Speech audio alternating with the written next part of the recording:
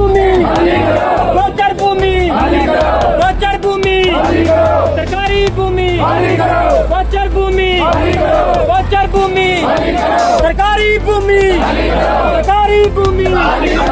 Sir अज दा protest साड़ा छपाकी कलां, छपाकी खुर्द, लदवाल कला और साड़ा जेह्ड़ा चड़वाल एक कंबाइन साड़ा प्रोटेस्ट है साढ़े लोगों का। साड़ी माता भैनें साढ़े कन्नै बैठी दी। अज दा प्रोटेस्ट है इन्हें साढ़े बिल्कुल ग्रां दे कन्नै साड़ी जेह्ड़ी घाह चराई जगह ही साले साले तो साढ़े बजुर्ग उत्थै उन्हें खाली रखी दी घाह चराई जगह वाटरबाडी सरकारी जमीन एक विशेष समुदाय के लोग तकरीबन वो सारी मल्लियै साढ़े समझो ग्रां च गै एंटर होई गेदे न।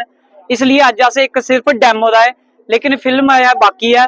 अगली बारी प्रोटेस्ट हो तो 11 बंदे कन्नै हो। ये साड़ी एडमिनिस्ट्रेशन दे अग्गै दरख्वास्त है कि इसी सीरियसली लिता जा। ये साढ़ा एक निक्का जिहा अज प्रोटेस्ट ही सरपंच साहब साढ़े सारे ग्रां कन्नै मिलियै अगली बारी अस बैठ गए नेशनल हाईवे पे बैठ गए और पूरा रोड ब्लॉक करके।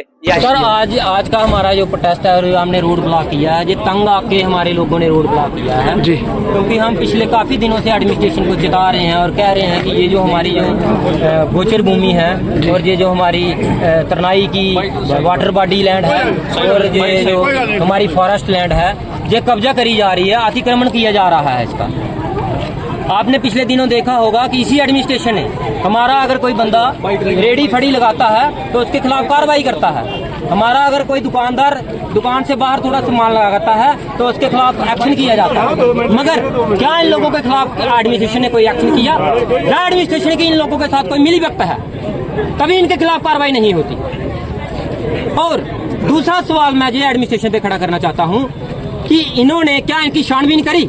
हमने एक किराएदार हम अपने घर पे रखते हैं तो उसका आधार कार्ड वगैरह हमें पुलिस स्टेशन में जाके वेरिफिकेशन करवानी पड़ती है। क्या इन लोगों की कोई वेरिफिकेशन करी गई?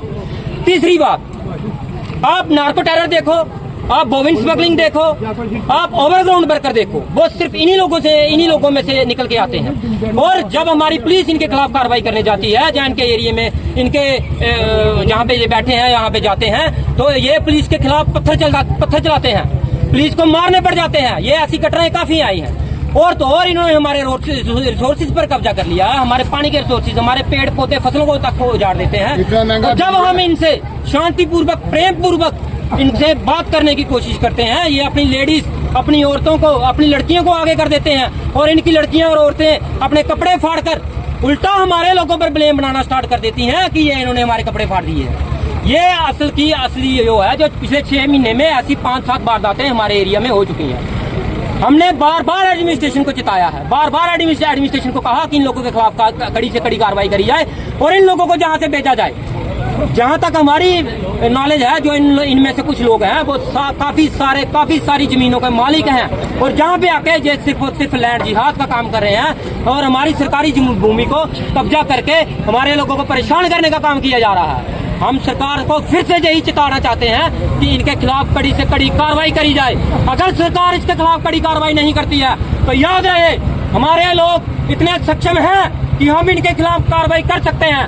मगर हम लोग शांतिपूर्वक लोग हैं, हम लोग शांतिपूर्वक ये सब सहन कर रहे हैं। जिस दिन हमारा गुस्से का बांध फूटा तो उस गुस्से का जो जिम्मेवार है वो एडमिनिस्ट्रेशन होगी, डिस्ट्रिक्ट एडमिनिस्ट्रेशन होगी। हम फिर यही कहकर एक बार चिता रहे हैं कि इन लोगों से हमारी जमीनें खाली करवाई जाए, हमारी सरकारी जमीनें, हमारी खड्ड की जमीनें। आपने देखा होगा 2005 तक यहाँ पे एक भी नहीं था। आज की डेट में पिछले 6 महीने में यहाँ पे डालेचक से लेके नीचे पालमा तक पूरी की पूरी खड्ड जो है वो एक विशेष समुदाय द्वारा कैप्चर करी गई है और हर तरीके का इलीगल कार्रवाई वहाँ पे करी जा रही है। हर तरीके का इलीगल काम वहाँ पे हो रहा है। क्या वो चिट्टे का कारोबार हो, क्या वो बोविन स्मगलिंग हो, आपने कई बार आपने कवर किया होगा कि चिट्टे के कारोबार खड्ड भी जो है इनके द्वारा खाली जा रही है। आपने कितने बार बोविन स्मगलिंग को पकड़ा है? क्या एडमिनिस्ट्रेशन इसके बंद कराओ क्या एडमिनिस्ट्रेशन इसके है? क्या हम लोगों को मजबूर किया जा रहा है कि हम शांतिपूर्वक प्रदर्शन को छोड़ के उग्र रूपा बनाए? लोगों पे अपनी प्याली है, इनके कागज भी हैं। एक डेरा करके रात को आते हैं, 10-10 डेरे आ जाते हैं। अभी इस टाइम 7 डेरे हो गए हैं। हमने डीसी साहब को भी सुनाया है कि आप फौरी एक्शन लें और एसडीएम साहब को भी हमने लेटर भेजा है। जब हम अपनी जमीन में इन लोगों को रोकते हैं तो ये अपनी बेटियों को आगे कर देते हैं, हाथापाई करते हैं। जब हम पुलिस के पास जाते हैं तो पुलिस वाले बोलते हैं कि के इसके साथ हाथाबाजी की। या तो कोई मौके पर होगा तो वो गवाही देगा। इन लोगों ने हमारा जीना हराम कर दिया, हमारे साथ इन्होंने मार कटाई भी की और हम पीछे तम भी नहीं हटेंगे। हमारे तरनाव में काचराई पर गुजर लोग बैठे हैं जिन्होंने कुल्ले बनाए हुए हैं, और तरनाव में 2 मकान पक्के बन चुके हैं, 2 मकान पक्के बन चुके हैं और बाकी कुल्ले जितने भी हैं वो पक्के बने हुए हैं, ईंट के बने हुए हैं, ऊपर उन्होंने कुल्ले पर चादरें डाली हुई हैं। लेकिन इनका किसी ने ख्याल नहीं किया। पटवारी लोग, तहसीलदार कोई मौके पर नहीं बोलता। हमने यही गुजारिश डीसी साहब से किया कि इनको जल्दी से जल्दी इनके वेरिफिकेशन करें, इनके कागज देखें और कहाँ से और कहाँ रहते थे और इनको किसने पहले पर इस पर बैठाया और किसने पैसे लिए हैं और खूब बताएंगे गुजर लोग। और दूसरी बात यह है कि हम यही रिक्वेस्ट करेंगे कि जल्दी से जल्दी इनको यहाँ से निकाला जाए। हमारे खेत में ये माल लेके आते हैं, पहले इनको ये पूछो कि कम से कम इनके पास तो 2000 भैंसें हैं और गाय बकरियां भी इनके पास 3-4 हजार है। अगर तनाव में बैठे हैं तो जो हमारे खेतों में क्यों आप माल लेके आते हैं? किसने पूछा? जब हम किसी को पूछते हैं, रोकते हैं तो उनके बेटियां आगे आ जाती हैं, पुलिस के पास जाते बोलते हैं आपने उनके साथ हाथाबाजी की है।